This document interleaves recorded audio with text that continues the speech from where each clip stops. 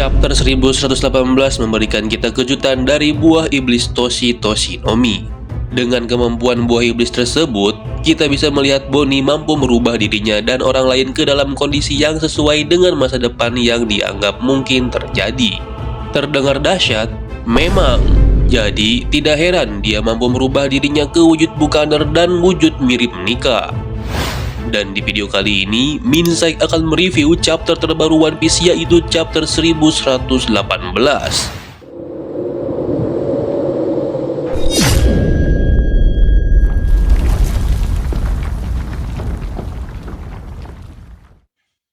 Pada awal chapter 1118, judul sampul dari chapter ini adalah Menjadi Bebas. Dengan Yamato sebagai bintangnya, terlihat dia sedang memakan bento di tengah perjalanan menuju kuil suci Inari. Dan terlihat penduduk menyambut kepergian Yamato.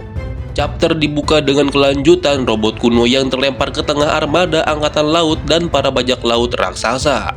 Informasi yang disiarkan Vegapunk melalui Denden Mushi yang ditempatkan di dalam tubuh robot kuno akhirnya mati. Robot kuno tersebut kemudian tenggelam ke dasar laut. Kemudian sesuatu yang tidak terduga, robot tersebut berbicara dan menanyakan keberadaan Joy Boy. Nampaknya robot kuno ini merasa kecewa dengan keberadaan Joy Boy dikarenakan dia tidak sempat bertemu dengannya. Di sisi lain, akibat dari kekacauan robot kuno yang terlempar ke arah laut, nampak Gorosei Mercury memastikan keberadaan robot kuno tersebut benar-benar tenggelam. Panel kemudian berganti memperlihatkan reaksi orang-orang yang nampak keheranan dengan siaran Vegapunk yang tiba-tiba saja terputus. Terlihat penduduk Alabasta merasa kebingungan dengan siaran yang terputus. Mereka menganggap ini semua adalah ulah dari topi jerami yang menyandra Vegapunk. Mereka menganggap pemerintah dunia tidak akan membunuh ilmuwan tercerdas di dunia, dan malah topi jerami yang menjadi kambing hitam.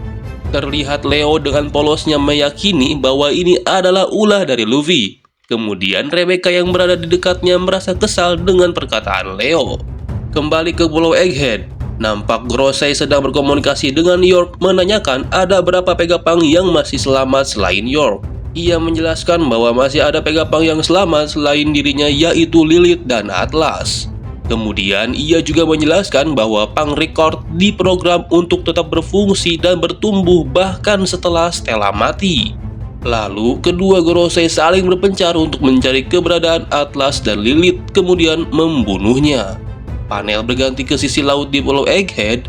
Terlihat kapal bajak laut raksasa sudah berlayar pergi meninggalkan pulau. Luffy beserta Dory dan Brogy akhirnya tiba di kapal bajak laut raksasa. Kedatangannya disambut oleh Bonnie dan raksasa lain. Lalu Luffy menanyakan keberadaan Chopper dan Usopp yang tidak terlihat di kapal bajak laut raksasa. Di sini Luffy terlihat mengayomi teman-temannya yang lemah dan tidak menanyakan keberadaan yang lainnya seperti Zoro dan yang lain.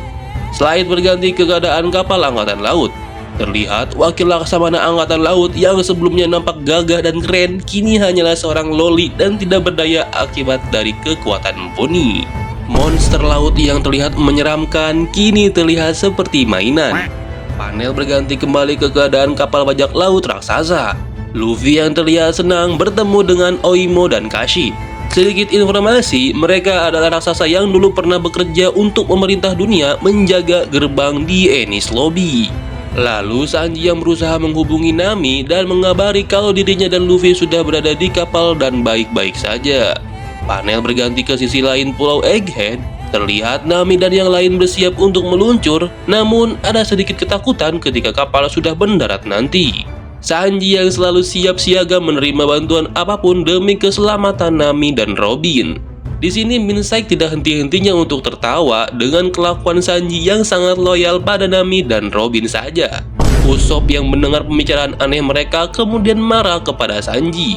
Lalu Franky dengan kepribadian robotnya hanya memikirkan kapal agar tidak rusak. Di waktu yang bersamaan, terlihat Gorosei Mars datang menuju ke arah kapal bajak laut raksasa.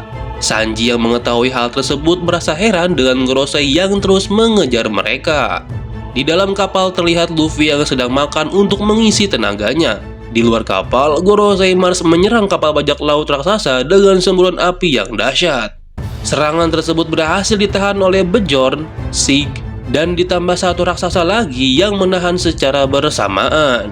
Api yang berhasil ditahan namun tetap saja menyebar ke bagian kapal dan membuat sebagian kapal terbakar. Terlihat angkatan laut yang keheranan dengan monster burung tersebut. Ini membuktikan bahwa sedikit sekali yang diketahui mengenai kekuatan dari Gorosei. Bahkan banyak di antara angkatan laut yang dekat dengan pemerintah tidak mengetahui transformasi dari Gorosei. Akibat dari serangan api Gorosei Mars, raksasa yang menahan serangan api itu mengalami luka bakar serius. Bonnie dan Atlas segera memindahkan Kuma agar tidak ikut terbakar. Dory dan Brogy merasa bahwa Gorosei Mars tidak akan membiarkan mereka pergi dan selama dia bisa terbang, dia akan terus mengejar sampai ke ujung laut sekalipun. Tiba-tiba saja Franky menyadari ada sesuatu yang aneh di dalam kapal. Seluruh area kapal tiba-tiba berguncang hebat dan ada suara Luffy sudah bersiap-siap dengan perut yang penuh.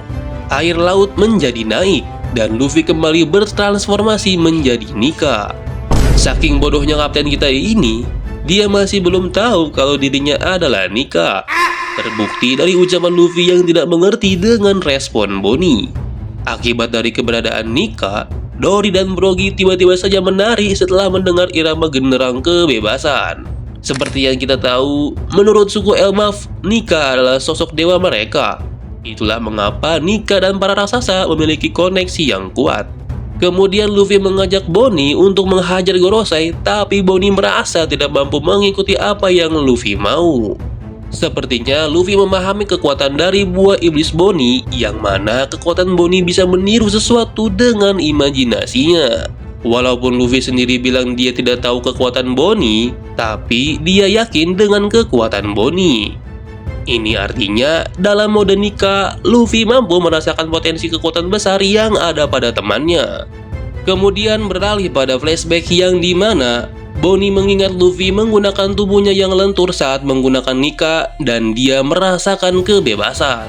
Lalu Bonnie menggunakan jurus yang bernama Distort Future sehingga ia bisa meniru apa yang dia ingat tentang perubahan tubuh Luffy.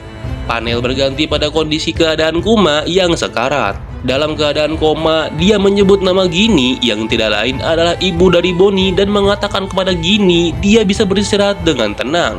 Kemudian ia bersumpah akan membesarkan Bonnie dengan baik. Dan seperti yang bisa kita lihat, akhirnya Bonnie mampu meniru secara sempurna wujud sosok Nika. Alis mata, rambut, hingga awan putih yang menyelimuti semuanya mirip dengan transformasi Nika. Luffy yang melihat Bonnie berhasil meniru dirinya akhirnya tertawa dan pose tertawa ini mirip pada saat pertama kali wujud Nika muncul di Arc Wano. Tak hanya itu, Bonnie juga memiliki tubuh yang besar seperti Luffy. Keadaan semakin seru dengan Gorosei Mars bersiap menyerang Luffy dan Bonnie. Kemudian Luffy dan Bonnie dengan transformasi Nika bersiap untuk menyerang Gorosei. Di sisi yang berbeda, Gorosei lain terlihat merasakan kondisi yang aneh dan mereka segera bergegas ke tempat mereka tuju. Kemungkinan tempat yang mereka tuju adalah membantu Gorosei Mars untuk melawan duo Nika. Di akhir cerita, kita diperlihatkan oleh sosok robot kuno yang tenggelam. Tiba-tiba saja kembali aktif setelah kemunculan sosok Nika. Dan chapter 1118 akhirnya telah selesai. Sedikit penjelasan Minsai mengenai kekuatan Bonnie. Mungkin kita sebagai fans merasa dibuat kecewa dengan kekuatan spesial Nika yang bisa dikopi dan digunakan kekuatannya dengan mudah oleh orang lain. Pada chapter 1101 di panel terakhir, ketika Bonnie yang sedang dikejar oleh Alpha dari angkatan laut. Dalam kejadian itu, tiba-tiba Bonnie teringat omongan Kuma saat mereka bernyanyi bersama soal Nika. Bonnie lalu membayangkan sosok Nika yang kata orang bertubuh kenyal dan bertarung tanpa batas. Bonnie lalu mengeluarkan jurus Distort Future dari kemampuan buah iblisnya. Seketika tubuhnya menjadi dewasa dan tangan besar seperti saat Luffy mode gigante. Nah, dari sini kita sudah bisa melihat bahwa Bonnie tidak akan mampu untuk meniru sesuatu yang dia sendiri belum pernah lihat. Dia hanya bisa membayangkan tubuh karet, tapi tidak dengan wujud Nika pada saat itu. Dan di akhir chapter 1118 ini, kita diperlihatkan Bonnie mampu meniru Nika dikarenakan dia sudah melihat wujud Nika itu sendiri. Pertanyaannya, Apakah kekuatan dari Distorted Future mampu meniru semua hal tentang objek yang dimilikinya? Menurut Minsai, pasti ada kelemahan dari buah iblis Toshi Toshinomi, khususnya kemampuan dari Distortion Future. Distorsi Future adalah kemampuan spesial dari buah iblis Toshi Toshinomi. Kemampuan ini memungkinkan Bonnie untuk membayangkan masa depan dan kemudian menggunakannya. Kemungkinan Bonnie dapat menggunakan kekuatan Nika, namun dalam kemampuan kecil tidak sekuat Luffy. Seperti mengubah sekitar menjadi karet adalah sesuatu yang tidak bisa dikopi oleh Distortion Future itu sendiri. Jadi, kita tunggu saja kelanjutan dari chapter yang akan datang tentang sejauh mana Bonnie menggunakan kekuatan Nika. Yang pastinya, kekuatan dari kopian tentu tidak akan sekuat dan tahan lama dari pengguna aslinya. Teruntuk para fans yang pastinya sudah sejak lama mengikuti alur cerita One Piece pasti mengenal sosok Oda Sensei yang seringkali membuat kejutan dalam ceritanya. Jadi, kita nikmatin saja setiap cerita dalam chapter series One Piece. Dan itulah review lengkap One Piece chapter 1118. Kalau kalian punya teori atau pendapat lain mengenai chapter 1118 ini, silahkan tulis di kolom komentar. Pastinya, Minsai akan selalu membuka ruang agar kita semua bebas untuk berpendapat. Jika ada salah pengucapan nama tokoh maupun kata narasi yang keliru, Minsai mohon maaf. Sampai jumpa di video selanjutnya, dan bye-bye.